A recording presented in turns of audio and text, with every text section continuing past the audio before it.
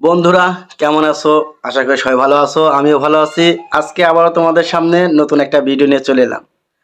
আজকে কথা বলবো বাংলাদেশের সুপারস্টার শাকিব খান এবং রায়হান রাফি পরিচালনায় নতুন যে সিনেমা তাণ্ডব, সেই তাণ্ডবকে নিয়ে।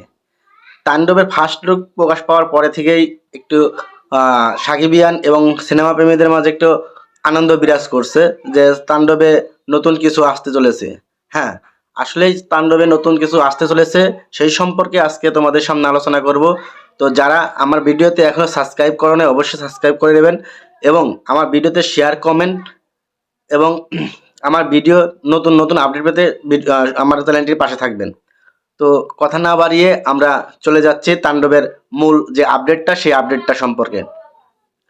তাণ্ডবে সনিহা একদিন অভিনয় করার পরেও শাকিব খানের এই তাণ্ডব সিনেমায় সনিহা নূরকে দেখা যাবে না, এরকম একটা কথা ফেসবুকে আলোচনা হচ্ছে।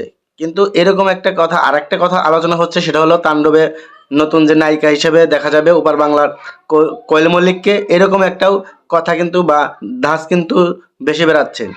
এবং তাণ্ডবে বাংলাদেশের সিনেমার অভিনেতা চারজন বিগ মানে বড় মাপের অভিনেতাকে দেখা যাবে ক্যামিও হিসাবে। আসলে জানি না যে ক্যামিও হিসাবে কাকে কাকে এই তাণ্ডব সিনেমায় যুক্ত করবে রায়হান রাফি।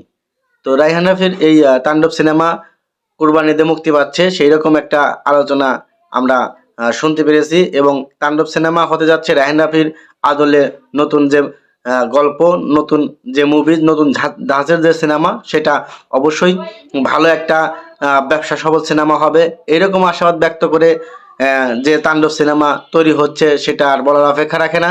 শাকিব খানকে নতুনভাবে, নতুন গল্পে, নতুনভাবে উপস্থাপনা করা যাবে এই তাণ্ডব সিনেমায়। তাণ্ডবের আদলে যে সিনেমা তৈরি হবে, রায়হান রাফির আদলে যে সিনেমা তৈরি হবে, সেটা আসলেই একটি ভালো সিনেমা হবে, এটার আর বলার অপেক্ষা রাখে না।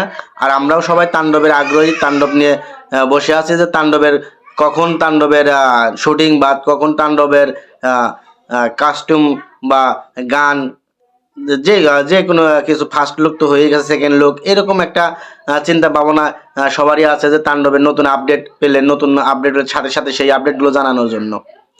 তো সিনেমা প্রেমীদেরকে বলবো যে যারা নতুন নতুন সিনেমার আপডেট পেতে চান বা নতুন নতুন সিনেমার আপডেট জানতে চান, তারা অবশ্যই আমার চ্যানেলটি সাবস্ক্রাইব করবেন এবং আমার চ্যানেলটির পাশে থাকবেন।